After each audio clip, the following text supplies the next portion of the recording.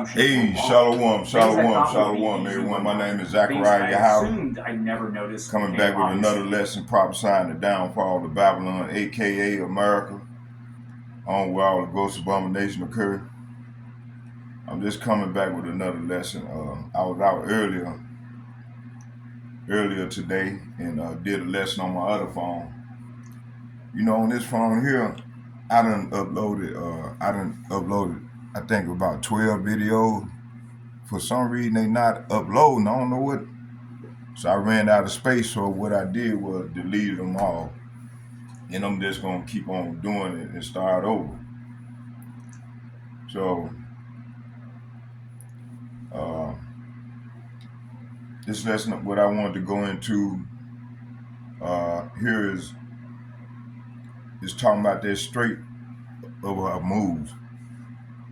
Where Donald Trump said they opened it, and then I got a video clip where I was watching what's that dude, that geopolitical guy named Danny Hyphon, and he had this dude, what's his name, Hinterton.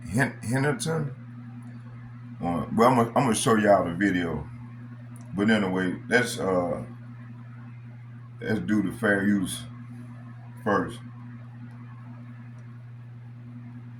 So fair use under the copyright statute of 1976. Allowance was made. Let me see.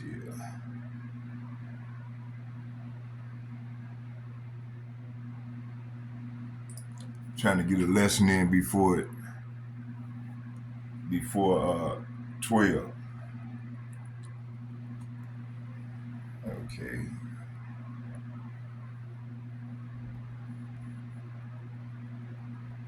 Hold on, y'all. Bear with me here.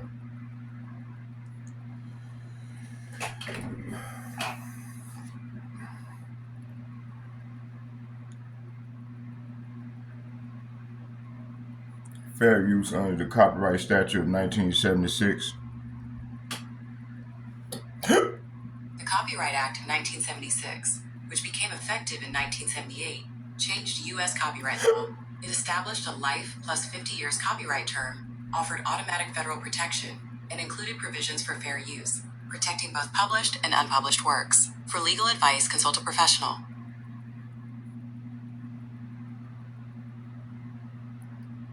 I don't know why I'm doing this.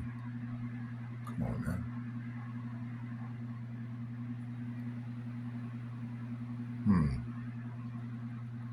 Not going close. Oh, there we go. So fair use under the copyright statute of 1976. I'm not getting paid. It's strictly for educational purposes, such as criticism, commenting, news reporting, and teaching, and scholarship.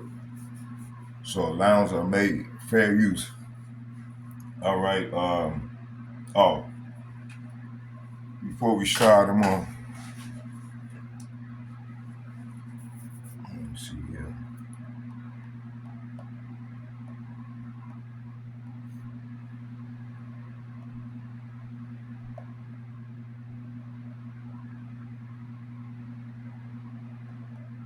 Let me see here. Where is that? Let me see. I want to go.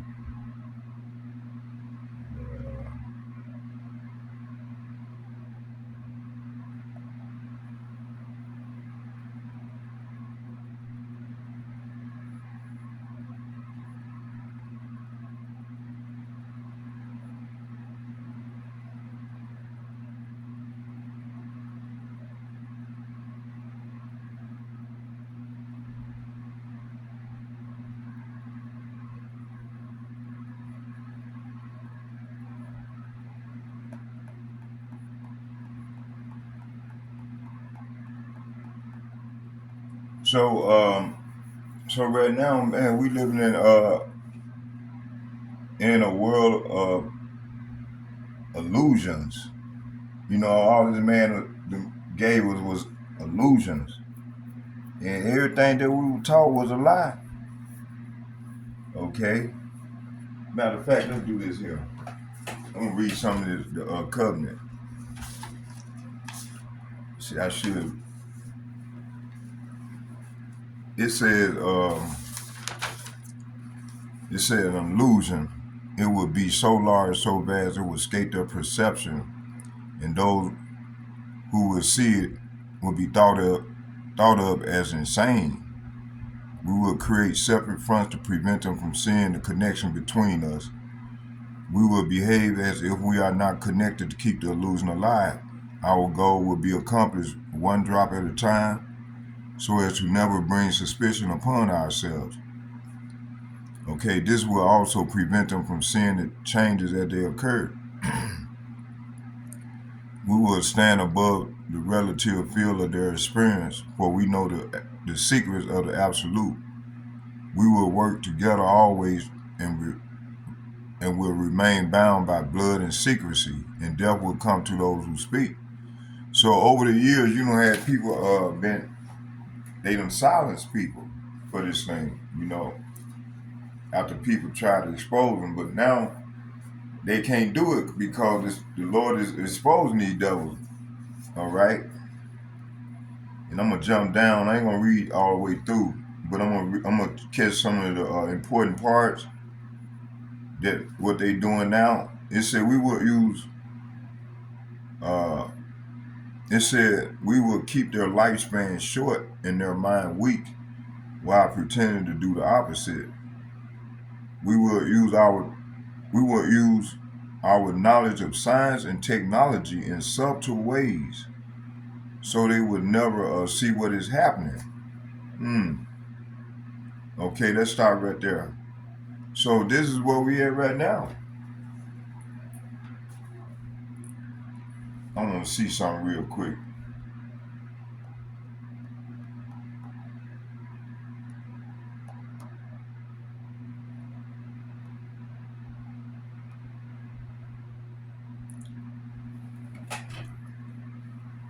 This man said he would use his knowledge of science and technology in subtle ways.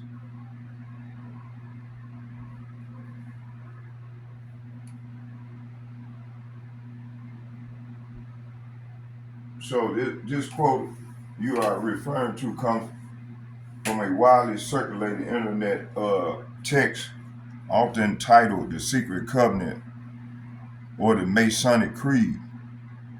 According to the online conspiracy theory, this statement is attributed to John D. Rockefeller, 1980s. However, this text is considered a hoax. For a fact, the PolitiFact have found no evidence that any member of the Rockefeller family wrote it, and it appeared online anonymously in 2002. The quote, the text states, "We will use our knowledge of science and technology in subtle ways so they will never see what is happening." So the passage described a dystopian, sinister plan to control humanity through salt metals, poisoning, and sedatives in food and air and mind-altering technology. The stated aim is to destroy minds and reproductive systems while hiding the truth. So the document is regarded as a piece of conspiracy fiction and is often shared to fuel anxieties about the influence of elite families and advancement of technology. So this is not no. This is conspiracy fact. This is not fiction. This is facts. Okay, because I'm 59 years old and I done lived through this. I done seen the difference. I know the difference. So they can't fool me with that bullshit. Okay. But what does it mean though?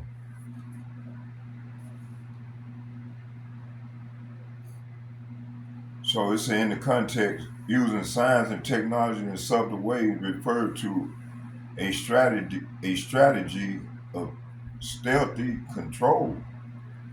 The core ideal is that if you want to control a population, you don't use a visible army. You use things people uh, interact with every day, so they don't realize they are being manipulated. Here is what that looked like in the document. It said invisible influence using things like chemical and foods. Are we not seeing it? Water? Are we not seeing this? And air? Are we not seeing this? It says the frequencies in electronics that affect the body and mind without a person feeling a direct attack.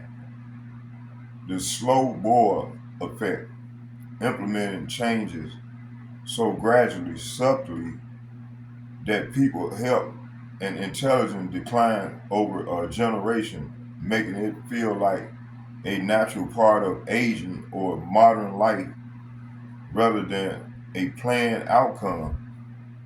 All right, it's a distraction using technology to keep people entertained or focused on trivial uh, things so they don't have the mental clarity to notice the larger systems at play.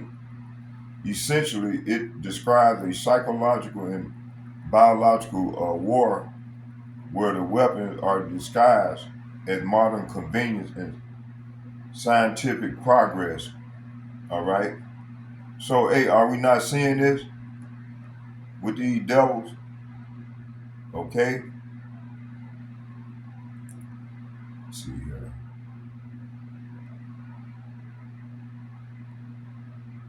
Are we not seeing this with these people?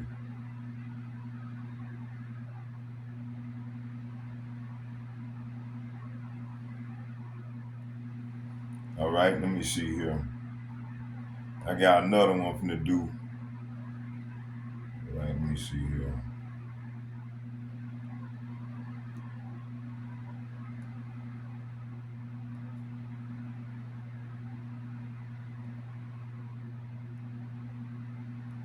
Hold on, y'all. Don't.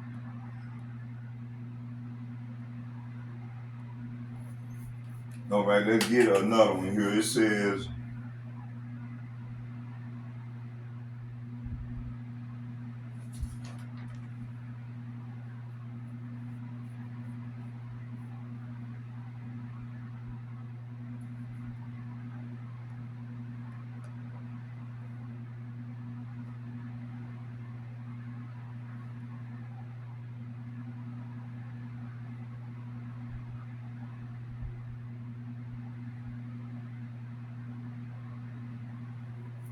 let me see. I want to get another one.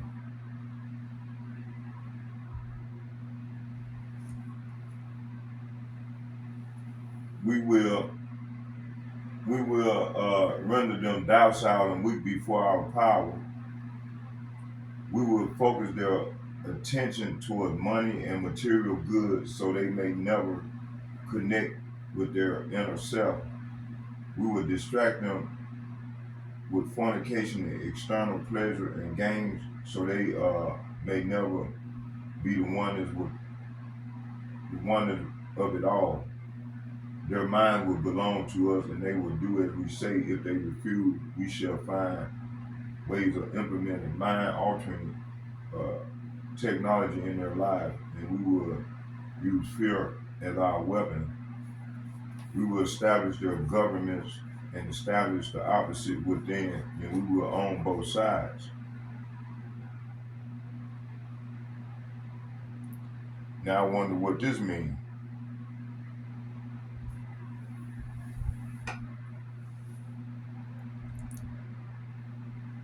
So, so this text referring to is known as in the Secret Covenant, a piece of literature frequently appears in the conspiracy theory circle, often misattributed to John D. Rockefeller or the Masonic Creed.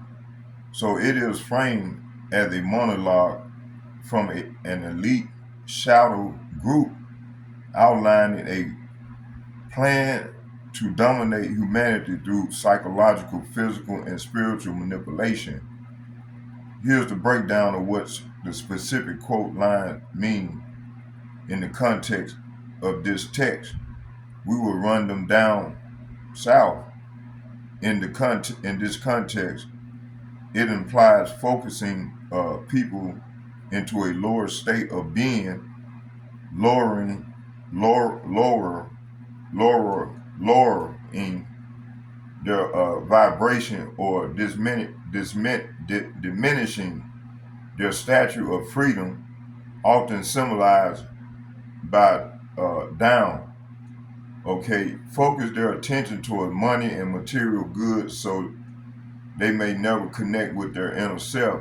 This suggests a strategy of keeping people focused on consumerism, greed, and survival, finances, so they are too distracted to focus on spiritual growth, self-awareness, and realizing their own inner power. Distract them with fornication and external pleasures and games. This text argued that using constant entertainment, consensual pleasures, and superficial distraction prevent people from developing deep intellectual and spiritual connection.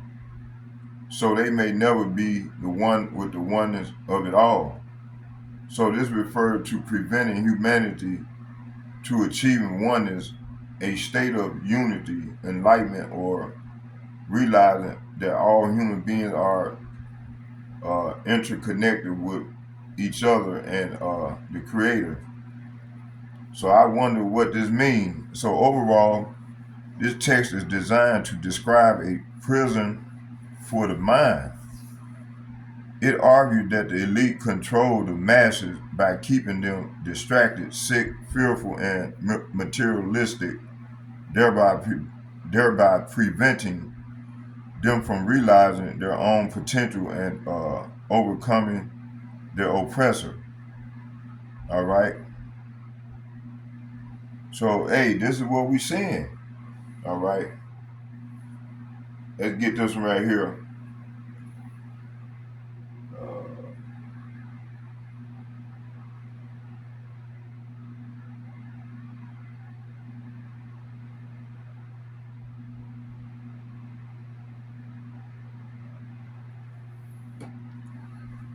We will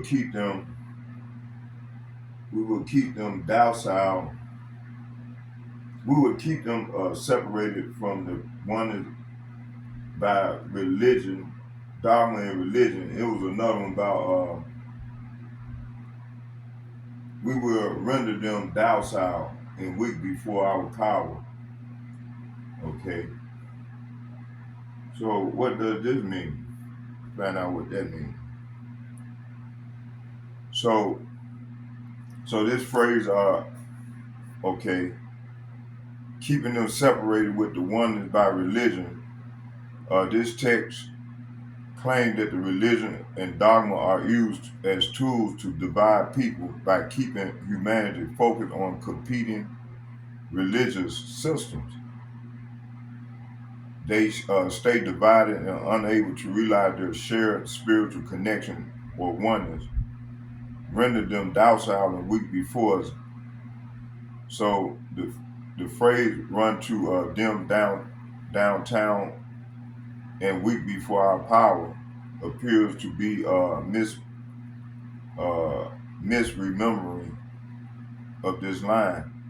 It said the text suggests a plan to use physical and psychological means such as poor diet, obese, depression, and more poison to make people easily to manage and submissive to authority. Okay, this it said keep them down south. I was saying down south, it put down south. So this is often interpreted as keeping people in a lower animalistic nature, focused on basic survival, sex, and fear, rather than their higher intellectual, spiritual self. The core theme of the text is the narrative center on the idea of a prison for the mind where the following tactics are used to maintain control: fomenting animosity, creating faction to ensure people fight each other instead of their own common oppressor, controlling the narrative. It said using fear as a weapon and telling people what to think and how to live. Material distraction, keeping the focus on money and goods to prevent I mean, internal self connection. Okay, while frequently attributed to John D. Rockefeller, there is no evidence he wrote it. It was never found in his personal archives. Shit, who would put it in their personal archive? They talking about they gonna feed people poison and they gonna poison the air or what? Man, they ain't gonna put that. That's dumb, man. Shit. But anyway, let's watch the videos. I got some videos, and then we're gonna come on back with some scriptures. We're gonna go straight to the scriptures. So let's start here with my man Danny Hyphon. Let's get old Danny on here. I was watching him earlier. This video here is an hour long, but we're gonna watch some of it at Danny Hyphon. Okay. So there's the connect the link. So let's watch some of this video here.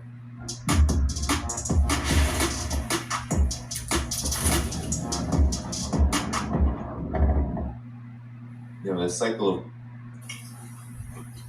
welcome everyone, welcome back to the show. It's your host Dan Hyphon. I'm in Hangzhou, China, and I'm going through some crazy VPN issues. So if I disconnect, Patrick's gonna take over and then I'll come back a different way. But hit the like button, everybody. That helps keep the show going. And I want to just say thanks to Patrick. Thank you for coming back on to the show. It's great to be with you again. Great to be with you, Danny. Yeah, well, let's get started. So, the latest updates. A lot of people were very disappointed when they heard that Iran was reopening the Strait of Hormuz in lieu of the ceasefire in Lebanon. Well, the ceasefire in Lebanon is essentially not a ceasefire because Israel is continuing to strike Lebanon and target especially civilians in the south. But more importantly, or additionally to this, we now have knowledge that Iran has not reopened the Strait of Hormuz because it was never really closed, but they have now retaliated very hard against Donald Trump, especially now the continuation of the blockade. They have been sending messages to all ships in the Strait of Hormuz, saying attention to all of them. Regarding the failure of the U.S. government to fulfill its commitment in the negotiations, Iran declares the Strait of Hormuz completely closed again. No vessel of any type or nationality is allowed to pass through it. And according to Reuters and other media reports, we know that now a tanker has been struck, an Indian tanker, 20 nautical miles off of the northeast coast of Oman. So, Patrick, it seems like things are falling apart on the Trump administration's push to, well, I'll let you answer this, whatever he's trying to do with Iran. It seems like things are falling apart. Talks have also been rejected by Iran. We're kind of at square one here again. What's your thoughts about what's been going on in these latest developments? It's really hard to keep track of it. If you're watching the U.S. media, if you're watching Donald Trump's Truth Social account, and you're trying to follow these events through those media platforms, it's going to be very confusing. And I think that the way I approach this, Danny, is that I don't trust anything that the Trump administration says about anything. If they claim they've had a phone call and that somehow we're back on the right track again, negotiations are back on, we've got a deal in the makings, the straits are open, or whatever, there's a ceasefire, I just don't believe it. So the Iranians are now kind of, I think, in that Reagan-esque trust but verify position, because they're really dealing with an unstable actor. The current regime in Washington is completely erratic, completely unstable from a foreign policy or at least public communications point of view, totally incoherent. And you really have to look at the cause of this. Is that it's so funny that the United States press and politicians are so busy following the president's statements and not asking the fundamental question: what are the official channels of communication with the United States government? I mean, everything can't be funneled through, not at least in a constitutional republic. Far be it from me to point that out. The United States is not a dictatorship. It's not a monarchy. So it's a constitutional republic. So we have checks and balances. We have due process. We have sort of established lines of communication from which the government can communicate to its own people, as well as the world, to the business community, to the media.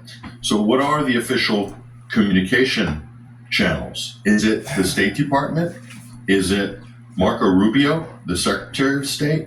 Is it the White House's press secretary? Is it Donald Trump's Truth Social media platform, a website owned by Trump? Like, what is it? And that's the basis of the problem. And so Iran, I believe, has already priced this in.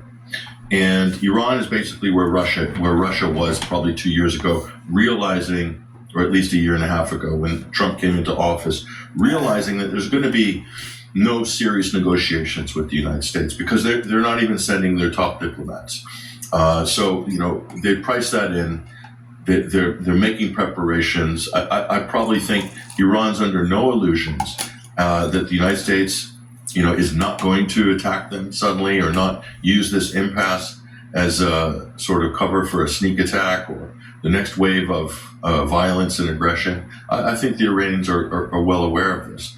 And so they've priced this in. They're still kind of going through the motions, but even though if they want to play ball with the United States, how do you play ball with the United States? Donald Trump's made some fundamental claims about what Iran has promised, like Iran's going to give up all enriched uranium. Where did that come from?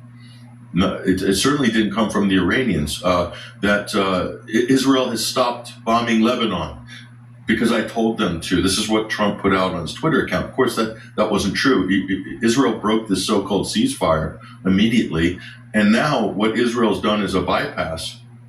Israel's they're rigging infrastructure in Lebanon with explosives and buildings and then just detonating them en masse. And they're saying, well, that's not a violation of the ceasefire according to Israel because they're not firing artillery.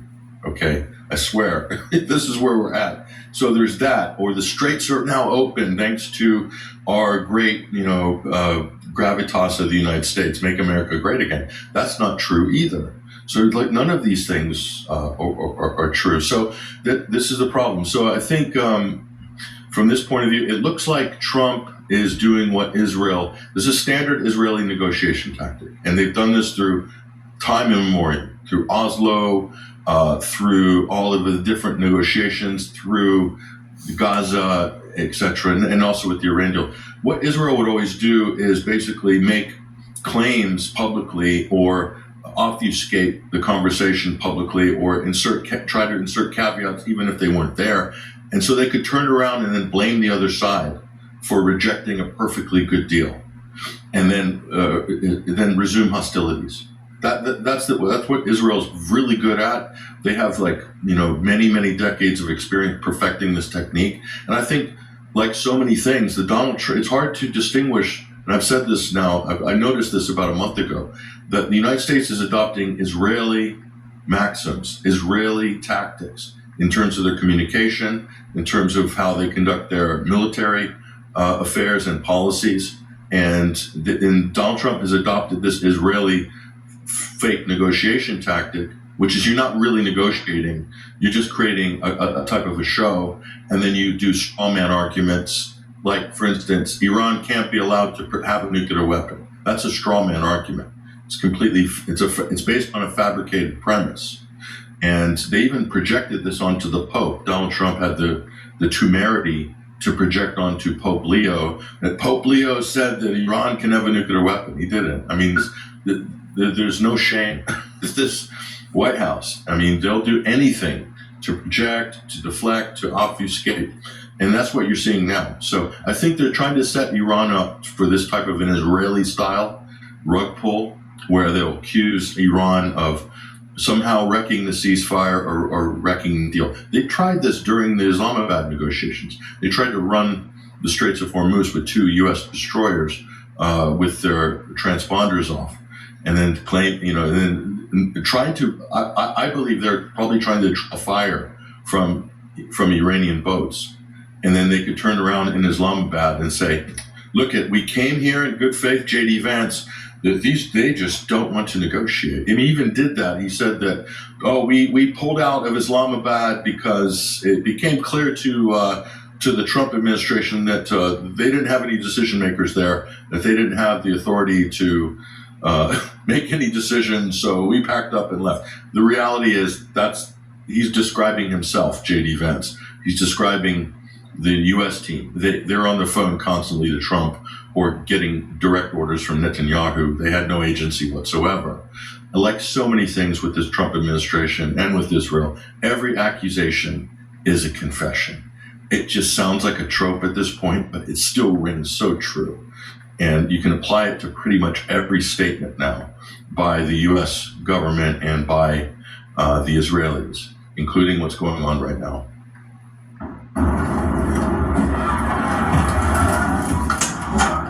Were you recently injured in a car accident? Okay. If so, you need to stop now and immediately call an experienced auto accident attorney. Look at this check for $237,000.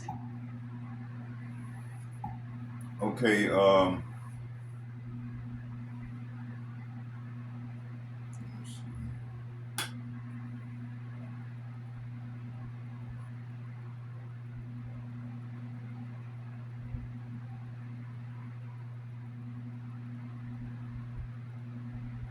I'm gonna go back here.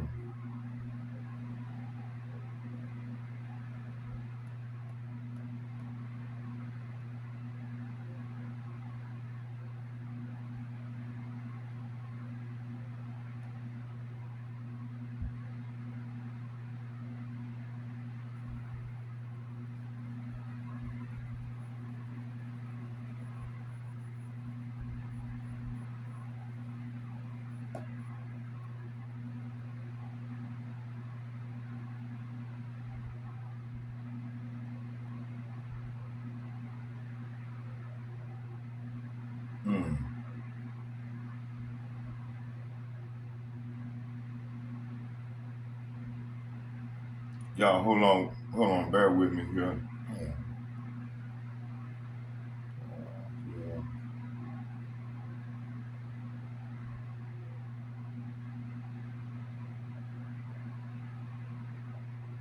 That's it.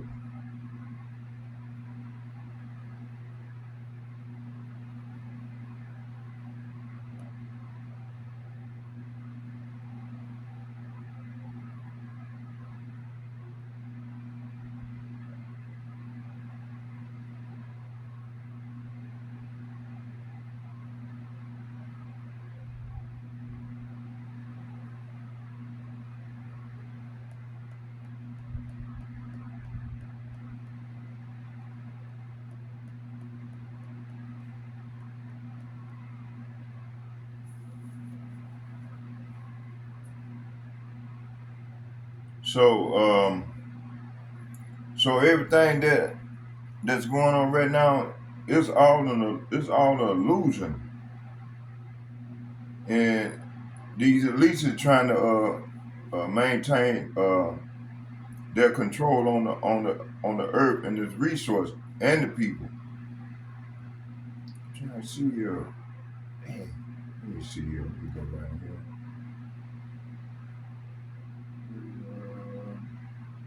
Hmm.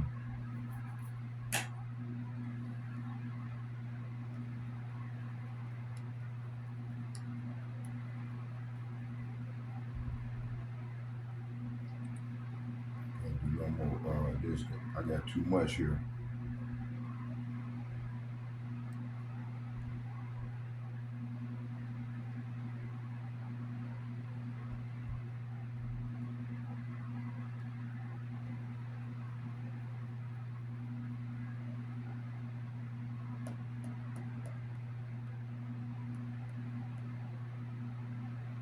See what I'm doing here.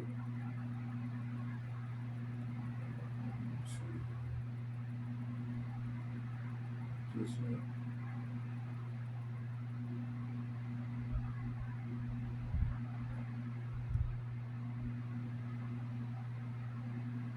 Might be it right here.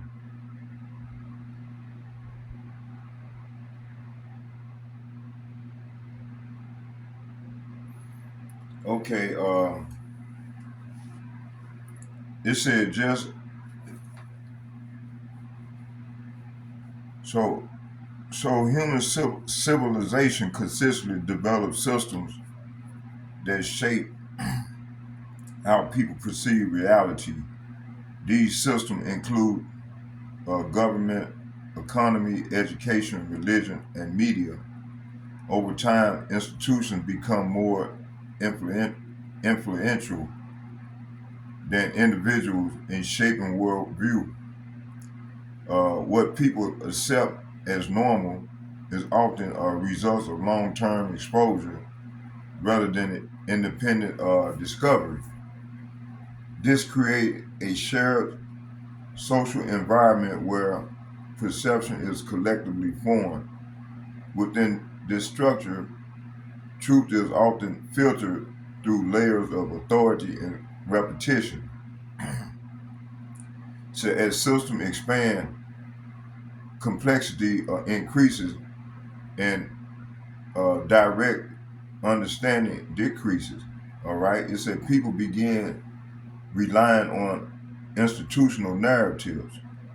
Okay. Instead of personal analysis, this becomes the foundation of large scale coordination of belief. Okay. The perception itself becomes a structured environment. Okay. Empire cycles theory, as described by Sir John Glubb, suggests civilization tend to move through recognizable stages. All right, the stages include expansion, commerce, influence, and eventual strain. Okay, I was watching this video when I was watching the priest last night, and I kind of like recorded what he was saying. So it said each stage reflects internal development as well as external pleasure. Early stages are marked by unity and purpose, while later stages show complexity and fragmentation. The theory is based on historical comparison rather than prediction. It does not claim identical outcome, but recurring tendencies. Empires often shift from productivity, sloppia, from productive growth to institutional maintenance. This transition creates internal tension between stability and change. Over time, systems prioritize preservation over expansion. This creates conditions for long-term transformation or decline. And hey, this is what we're seeing right now, man. The people's on a decline, man. All right, you got people still stuck on stupid shit. You know, like the other day I was on the bus doing a lesson, man. I was, saying nothing to nobody, just doing what I normally do, man. This crazy ass bitch came up, called me, cause I'm bringing out scripture, called me all type of homosexual, saying I'm sucking dick, all type of shit, and I was like, wow. And I just looked, I said, this motherfucker here ain't got it all. I said, because you got a lot of our people, they got these spirits on them, man. If you ain't got the Lord in your life, man, and you're gonna be seduced by these spirits, these seducing spirits. And she had a lot of them on her, I was gonna do a case study on that video, but I just deleted that fucker. I said, man, I don't even want this demon. Don't even want to see this demon. Even do no case study on this demon. But anyway, you got millions of more people out here like that done been programmed. you know. And it said it does not claim identical outcomes but recurrent tendencies. It said empires often shift from productive growth to institutional maintenance. This transition creates internal tension between the stability and change. It said over time, systems prioritize preservation over expansion. This creates conditions for long-term transformation or decline. So this is what we seeing in our people, especially those that's not, the Lord ain't saving, that haven't returned to their power. They on the decline and getting worse and worse by the day. It said the military industrial structure represent one example of institutional feedback loops. It said defense spending in industry and policy can become interdependent over time. This creates incentives that extend beyond immediate national defense needs. Economic and strategic interests can become intertwined within the same system. However, this does not imply unified global coordination. It said instead it reflects how institutions respond to incentive and survival pressure. It said different groups within the system pursue different goals simultaneously.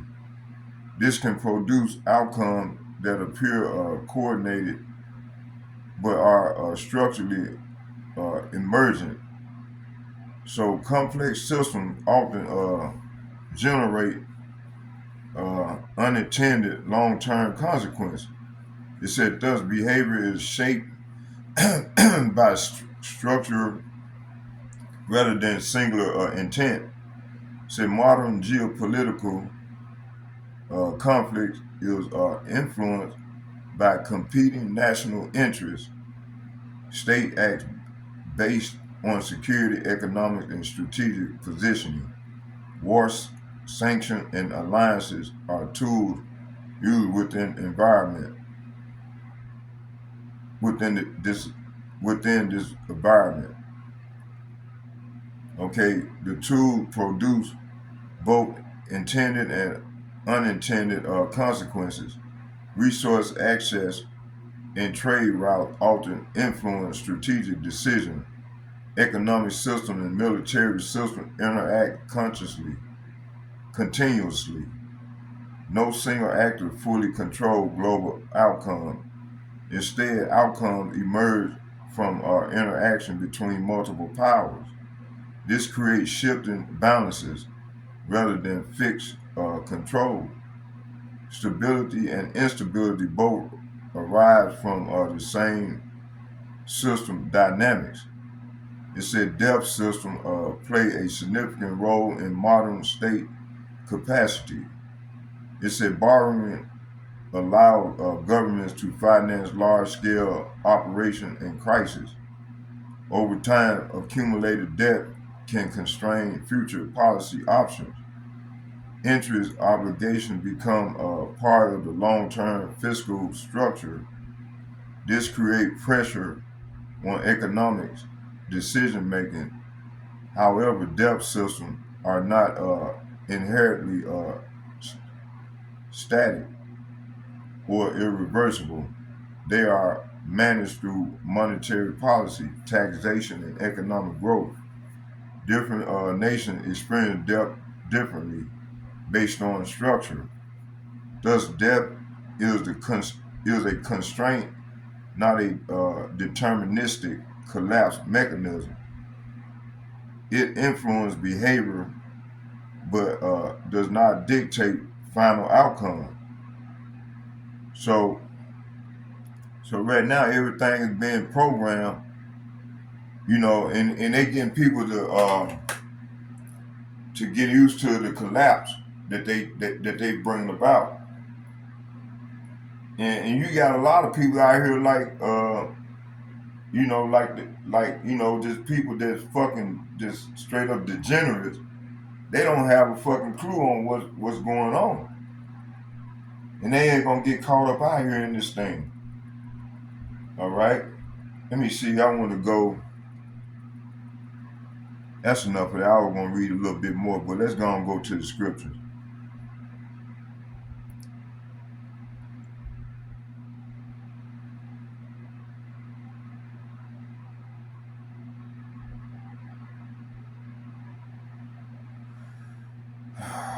Okay, let's start here.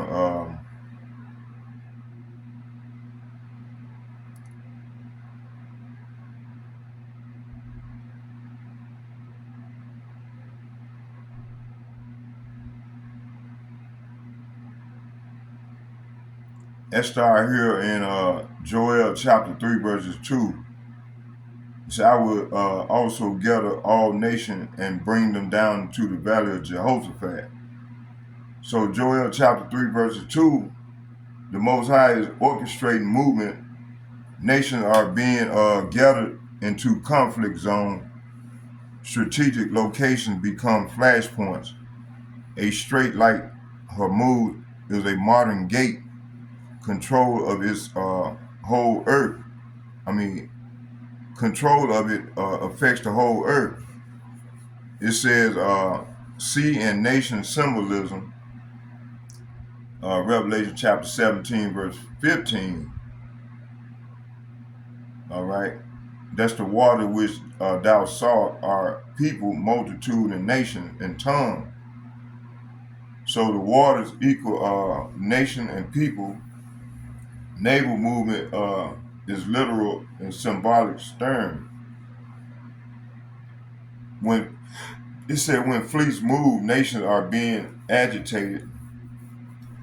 This is the troubling of the waters on a global scale.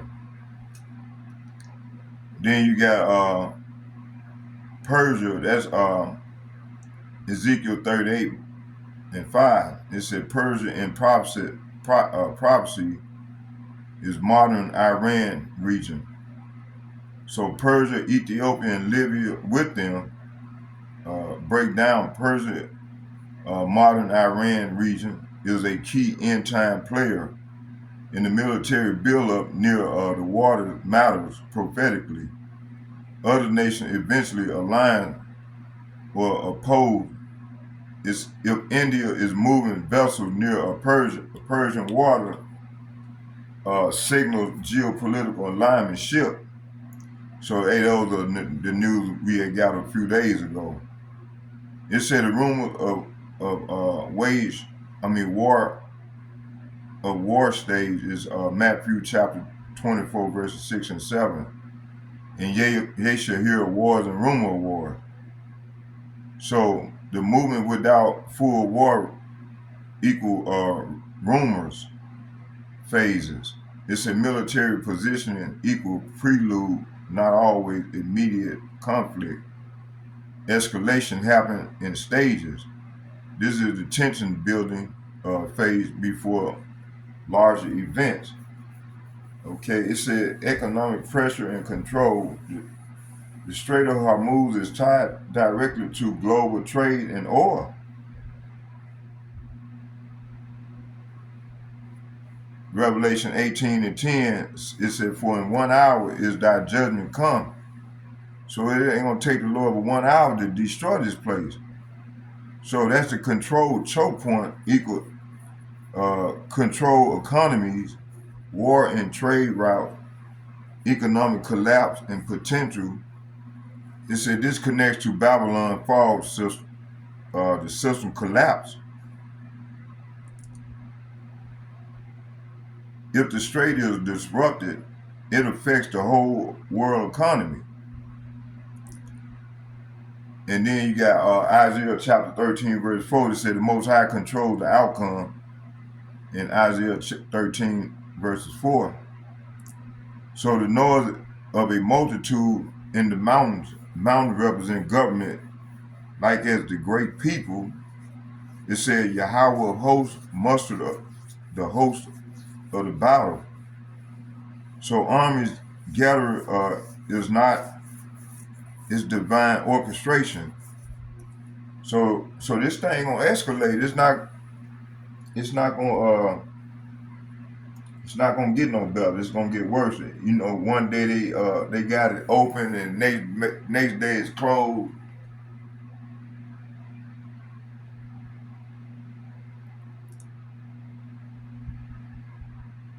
So it's only gonna get worse. It's not gonna get any better.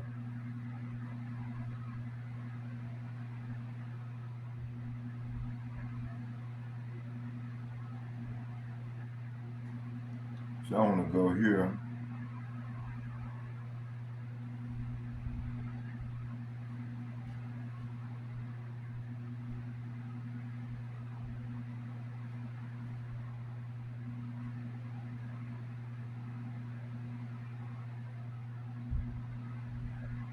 So let's go to Matthew chapter 24, verses 12. It said, iniquity shall abound, and the love of many shall wax cold. So the human system rises and shapes perception. Over time, institutions gradually replace individual interpretation. What is normal is formed through repetition. Truth is filtered through layered authority structures. This creates shared but controlled understanding. All right. So the love of many, it said, iniquity shall abound, and the love of many shall wax cold. So it said, as lawlessness increases, compassion begins to weaken, and people become more self-focused under pressure. More sensitivity declines across society.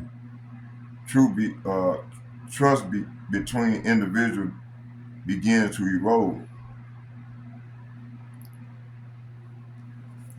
So let's get that second Ezra chapter 15.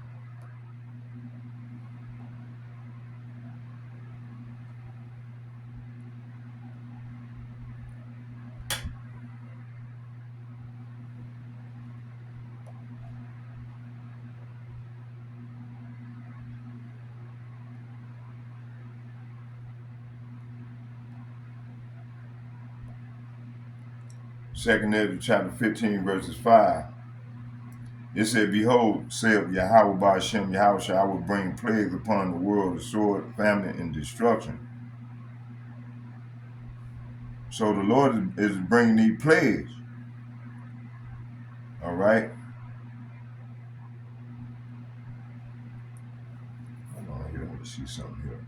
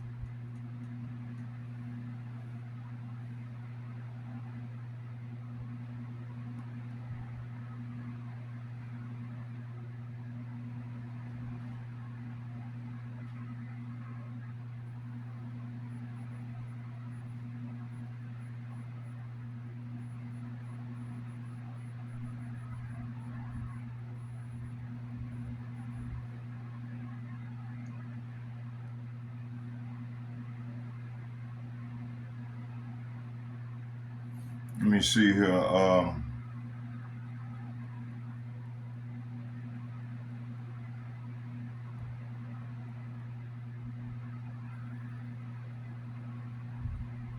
let's go to Proverbs chapter. Let's get Proverbs chapter 16, verse 18. It said, "Pride goeth before destruction, and a haughty spirit before a fall." So, institutional system in modern civilization often appears stable, but beneath the surface, they are shaped by pride and self-reliance. It said, "What is called progress is frequently the accumulation of human confidence apart from divine correction." So when societies normalize their own strength as ultimate authority, they begin to lose spiritual grounding. Scripture repeatedly showed that this condition set the stage for a reversal of judgment. And this is the pattern being examined under Yahweh Hashem Yahushua. Once again, Proverbs chapter 16, verse 18. Pride goes before destruction, and a haughty spirit before a fall. So pride is not an attitude, it becomes a structured force that shapes how institutions operate. When pride governs a system, corruption is resisted rather than received. America, like past empires, display cycles where confidence in its own framework replaces humility before truth. This creates internal pressure that builds silently until correction manifests outwardly.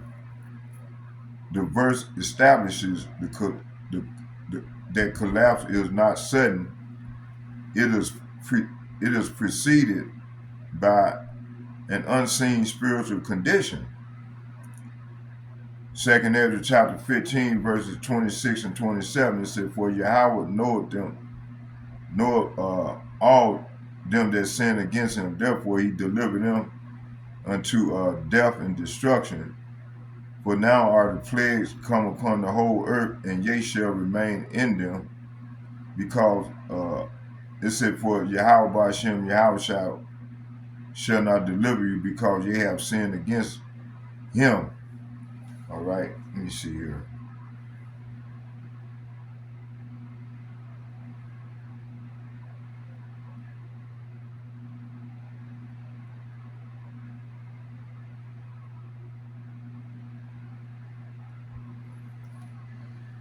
So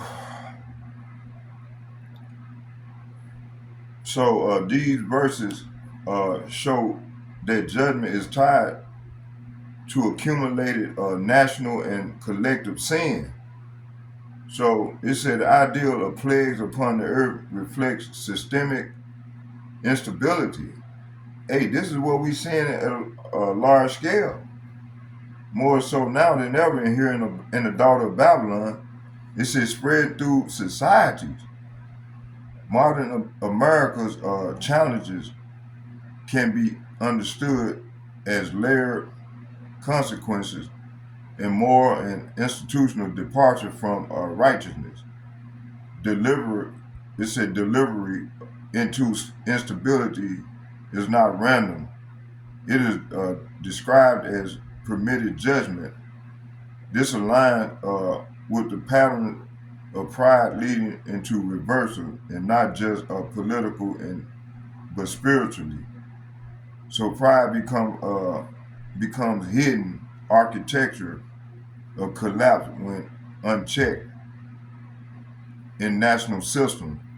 It said what appears strong externally may already be spiritually destabilized internally. It said Proverbs defined the principle, and 2nd Ezra revealed the expansion of that principle across nations. It said modern America fits this framework as a system balancing between confidence and correction.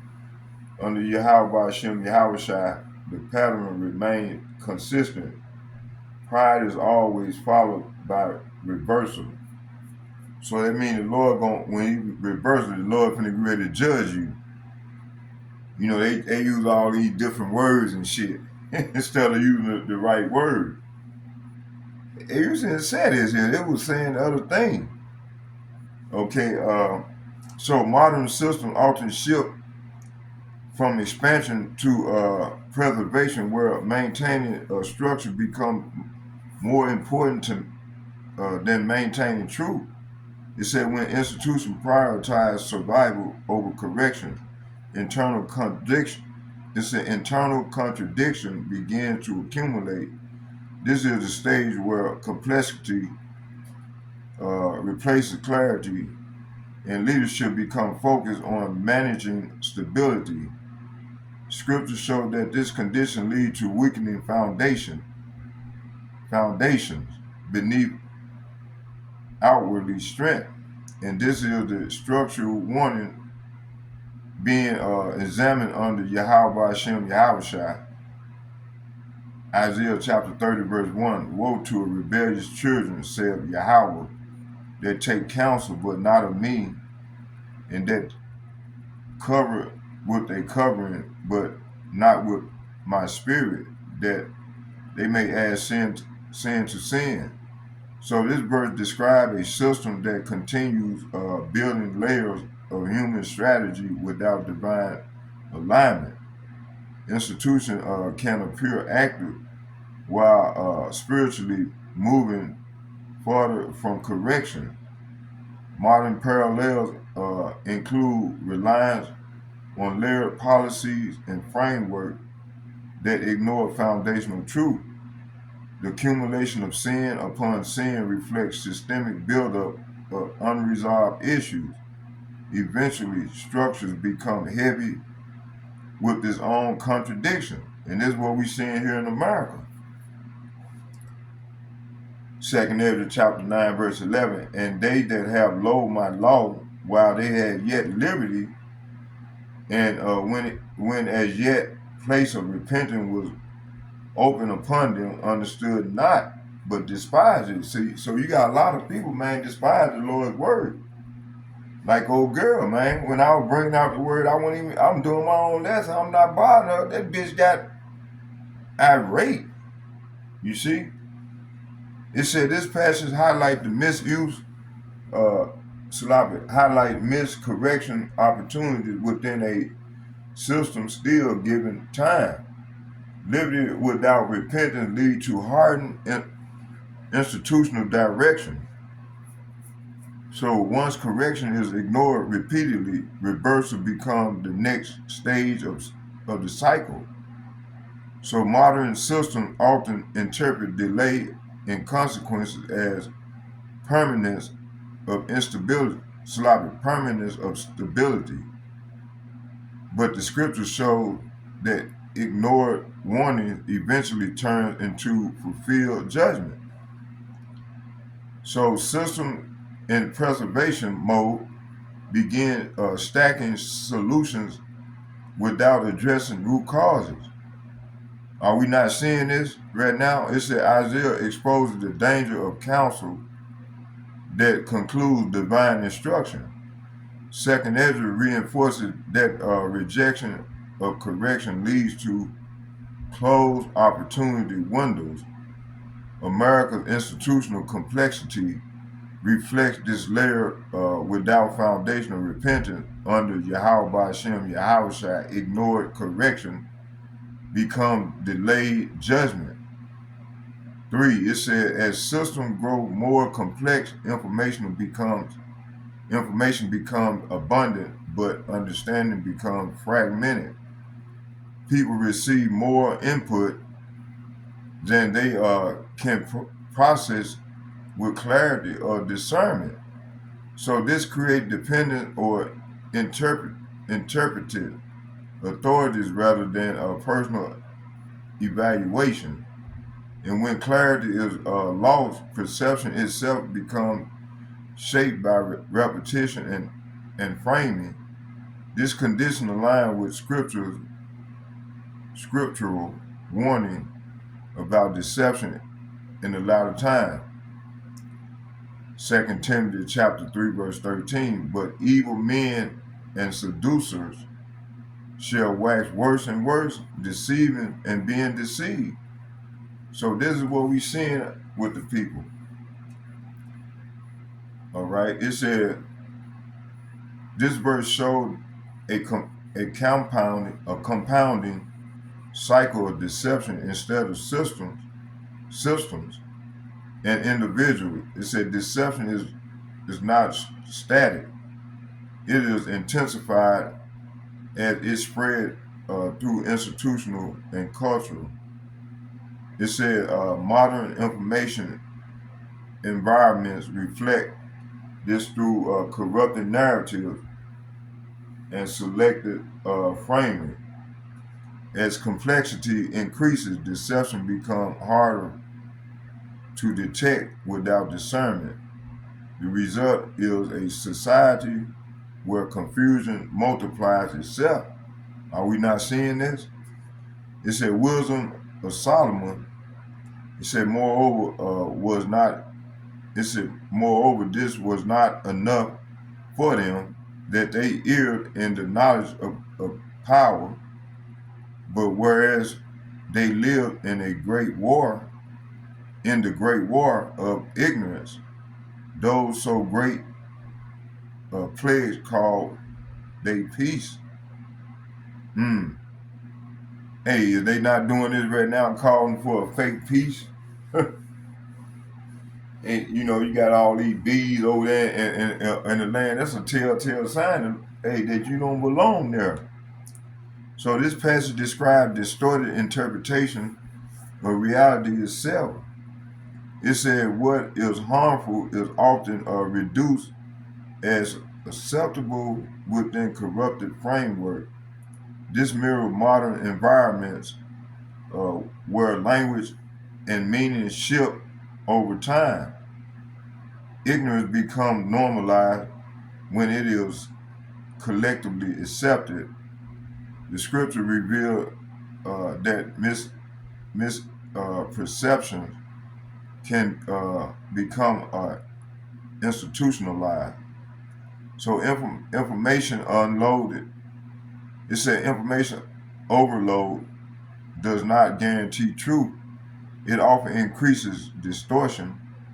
2 Timothy described a feedback loop where deception expands through repetition. Wisdom of Solomon showed how ignorance becomes culturally redefined as normal. In modern America reflects this through competing narratives shaping perception. All right. It says Yahweh Shai discernment become. It said under Yahweh Shai discernment become the dividing line between truth and delusion. So when systems become interconnected globally, no single actor fully controls outcome. Instead, multiple forces interact through economic, politics, and strategy. This creates outcomes that appear coordinated but are actually emergent. Emergence means structure drives results more than intent does. Scripture reflects that nations move according to forces beyond visible planning. Job chapter 12, verse 23. He increased the nations and he destroyed them. He enlarged the nation and straightened them again. So this shows that rise and fall of nations is not purely human driven. Expansion and contraction occur under higher governance than political planning. It's a modern global system reflects cycles of growth and restriction across nations. It said no empire maintained permanent expansion without reversal pattern.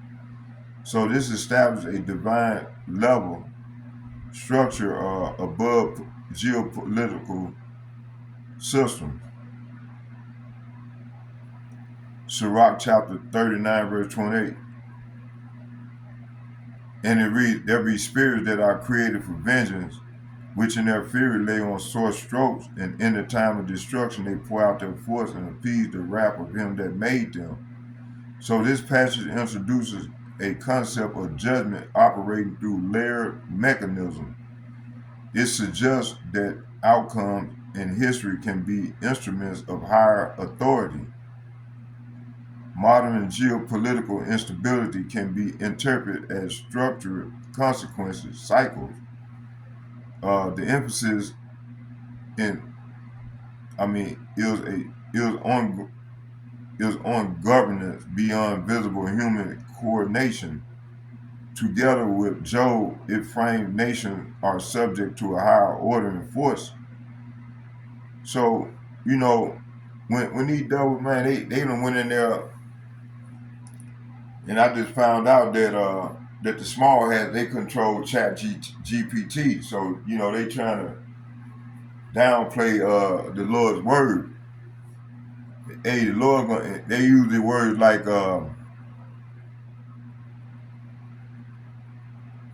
what that word is, reversal.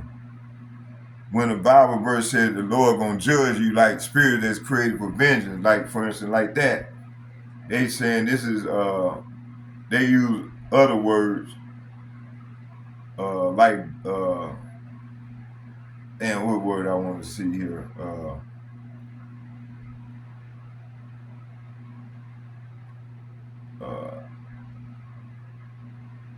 This call for reversal, something like that there. They don't come straight on out and saying, hey, the Lord gonna destroy you, or words like that. But it's all good. So hold on, I want to do something else. How much time we in?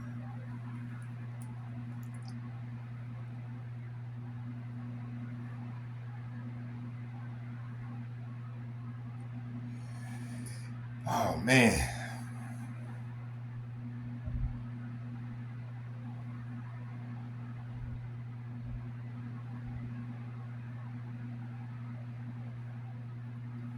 I see here.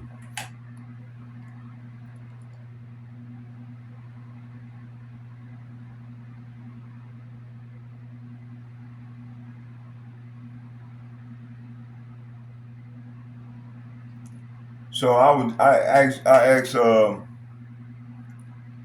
asked Google, what do they call a president that lie a lot? So this is what Google gave me. It said a president who frequently lies to the public is often termed a liar in chief, a phrase describing a leader who shatters public trust through consistent misinformation. Critics in political analysis might also label such a figure a demagogue or a fraud, depending on their methods, particularly when they use falsehood for political gain. Are we not seeing it with this dude? It said the Heritage Foundation plus two common term description. Liar in chief, specifically used to highlight a perceived total lack of trustworthiness in the highest office. Demagogue, used when a leader exploits prejudice, fear, and misinformation to gain power or support. Bullshitter, a term applied to a leader who is unconcerned with the truth, focusing instead on producing statements that guide opinion regardless of fact. Are we not seeing this in this dude? Continue to lie day in and day out. It said dishonest, fabulous, descriptive term used to highlight the frequent fabrication of information.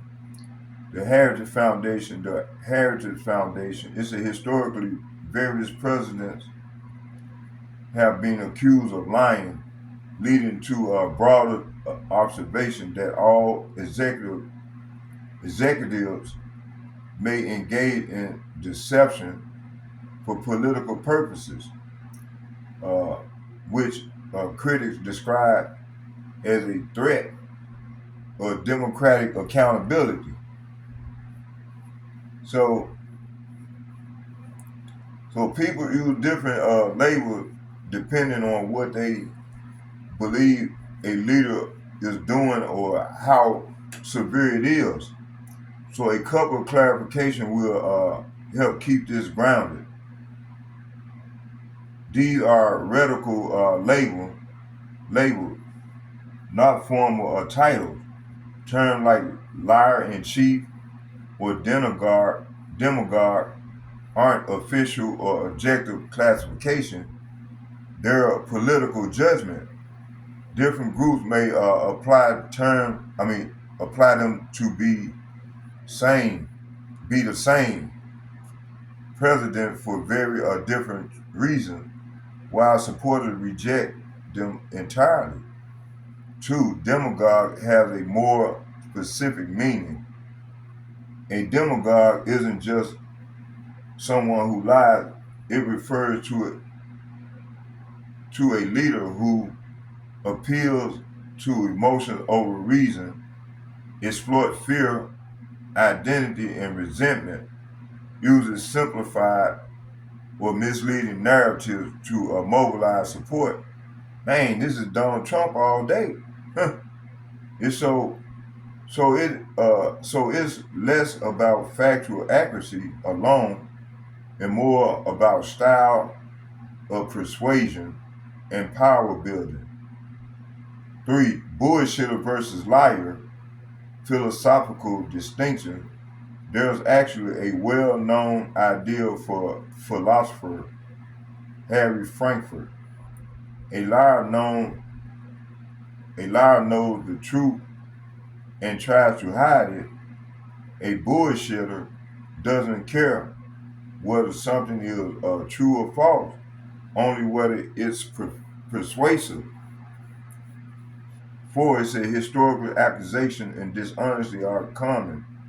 President across parties like Richard Nixon during the Watergate scandal, or disputes over statements by leaders such as Bill Clinton, have forced claims of deception, but whether those claims are justified usually depends on evidence, documents, recording, investigation, independent verification, court journalists, watchdog groups, political bias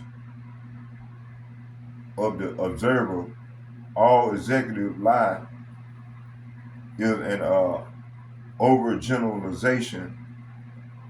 It's true that government sometimes withhold or spend information, especially in war or diplomacy, but saying all executives lie in the same way or to the same degree isn't accurate. There's a big difference between strategic secrecy, misleading framing, and verifiable false statement.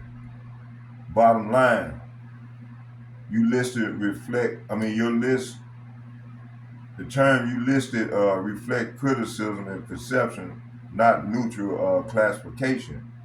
Whether a president fits those labels depends on evidence, context, and interpretation, not just existence of controversy. Yeah, that man's a big ass liar, man.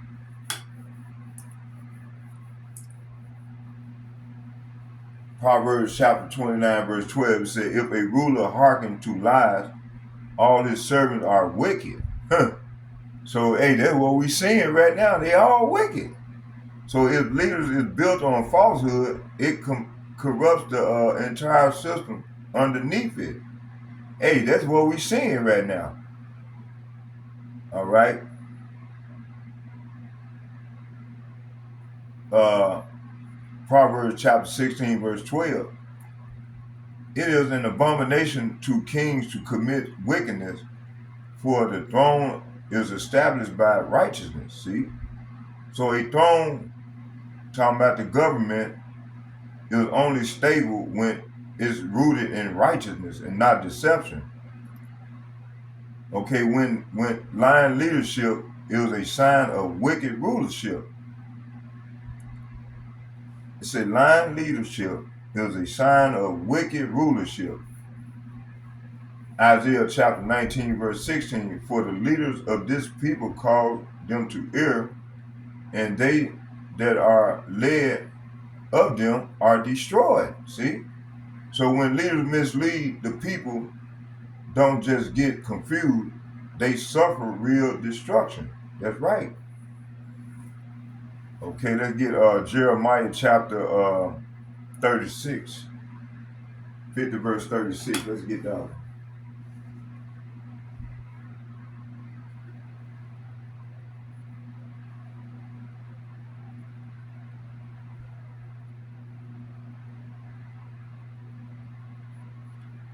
Y'all bear with me here. How much time we in? Okay, we're doing good. I said Jeremiah 50.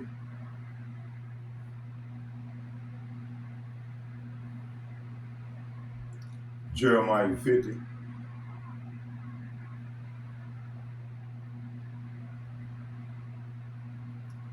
I'm gonna start at 35. It said, a sword is upon the Chaldeans, say of Yahweh Ba'ashem Yahweh, and upon the inhabitants of Babylon, and upon her princes, and upon her wise men. Verse 36, a sword is upon the liars, and they shall dote. A sword is upon her mighty men, and they shall be dismayed. So judgment is pronounced specifically against liars and power. They lose stability, clarity, and eventually fall. Okay, this is what's coming to Babylon and the president and these leaders. So the Most High judges falsehood at the highest level. They get Proverbs chapter 16. Proverbs chapter 16, verse 19. I'm going to start at 16. It said, he that keep the commandment keepeth his own soul, but he that despiseth his ways shall die. So, like old girl that cussed me out and didn't even know me, see, she gonna die. And you got millions of more people like her out here gonna die because it said, he that keepeth the commandment keepeth his soul, but he that despiseth his ways shall die. So if you ain't trying to make no attempt to keep the law, statute, commandment to the best of your ability, man, you gonna die. Verse 17, it said, he that have pity upon the poor lender unto Yahweh, and that which he have given will he pay him again. Chasten thy son while there is hope, and let not thy soul spare for his crime. Verse 19, a man of great wrath shall suffer punishment, for if thou deliver him, yet thou must do it again. Okay? So lying is listed among the things the Lord hates, not just dislike.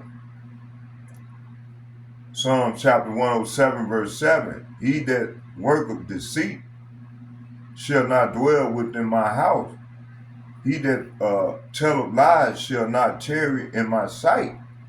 So it's just a matter of time for the Lord get ready to deal with these liars. So deception disqualifies a person from standing before righteousness. So all these unrighteous people are gonna be put down real soon. It said deceptive rulership is tied to end time system. Let's get Daniel chapter 8, verse 25. Daniel 8:25. It said, and through his policy also he shall cause craft to prosper. So through this man's policy, he shall cause craft to prosper. In his hand he shall magnify himself in his heart. It said in his hand, he shall prosper in his hand, and he shall magnify himself in his heart. See, this man magnifies himself in his heart, and by peace shall destroy many. See, they come with this fake peace. He shall also stand up against the prince of princes, but he shall be broken without hands. So they're gonna come up against the Lord. The Lord gonna force them to fight him, and they're gonna lose miserably. So this shows a system where deception, policy, and smooth speech are used to control and destroy. To destroy many.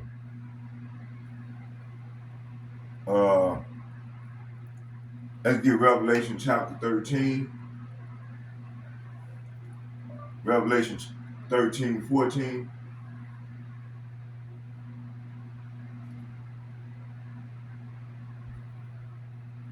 I'm gonna start at 13. It said, and he do a great wonder, so that he make a fire come down from heaven on the earth in the sight of men. This happened in Hiroshima and Nagasaki. Verse 14, and deceive them that dwell on the earth by the means of those miracles which he had power to do in the sight of the beast, saying to them that dwell on the earth that they should make an image to the beast, which had the wound by the sword and did live. So this man was wounded by the sword and did live. So that means it's talking about the old Roman Empire that fell, and they came back into power. The Edomite, Esau, Edom, they came back into power right around the Renaissance period. This is what this verse is identifying. The man of sin came back into power right around the Renaissance period. So the final rule, and this is the final rulership right here. The beast system operates heavily through deception and illusion. There go that word illusion again. Let's go here. It said, this man said,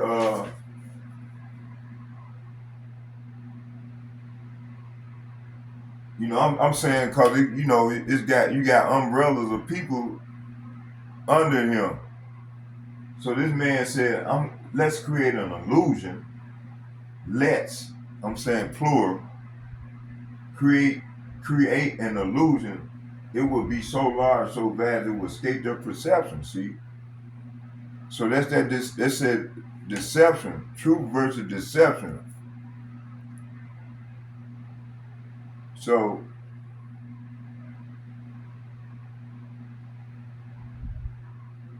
wait a minute. Let's see. I think it's John 8:44. John 8:44.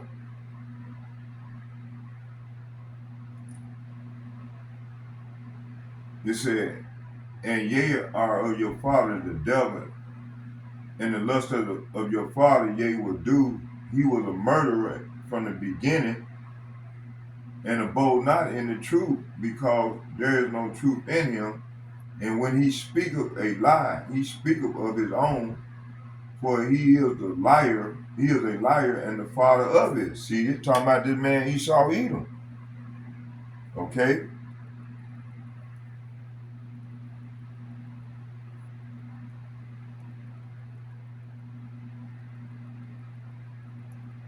So when he speak of a lie, he speak of his own, for he is a liar and the father of it. So this scripture ties persistent lying to a spiritual source, not just human error. Okay? So yeah, so that's it right there. Them all the verses I wanted to get. perfect. So later on, I'm gonna come back with another lesson. You know, cause I'll probably be up all night. So in a couple hours, we'll probably pop this camera back out and do another lesson. I hope y'all was edified with the lesson. Let's get a prayer in. Barakatah Yahweh, Barakatah Yahweh Shai, Barakatah Yahweh, Barakatah Yahweh Shai, call Allah Yahweh, Bahashem Yahweh Shai, Bahashem Rikakadah. All heavenly praise and honor and glory go to Yahweh, Bahashem Yahweh Shai, Bahashem Rikakadah. All heavenly praise and honor and glory go to Yahweh, Bahashem Yahweh Shai, Bahashem Rikakadah. And second, I'd like to give double shouts and double honor to all the elder apostles and bishops of GMS who ruled well. And salutation to all the hopefully elect men, women, and children. And double shouts and double honor to the elder apostles and bishops of GMS. So I hope you all was edified with the lesson, and may Yahweh Bahashem, Yahweh Shai be with you all. And third, I would like to say shalom, shalom to all the like-minded men on down to myself that pushing this word in truth and sincerity. I say shalom to you all as well. And fourth, I like to say shalom, shalom, shalom to all the like-minded sisters out there that's coming back to the power and truth and sincerity. I say shalom to you all as well. And may Yahweh Hashem, Yahweh Shai be with us all as we go further into the great tribulation. Shalom, shalom, shalom. I'm out.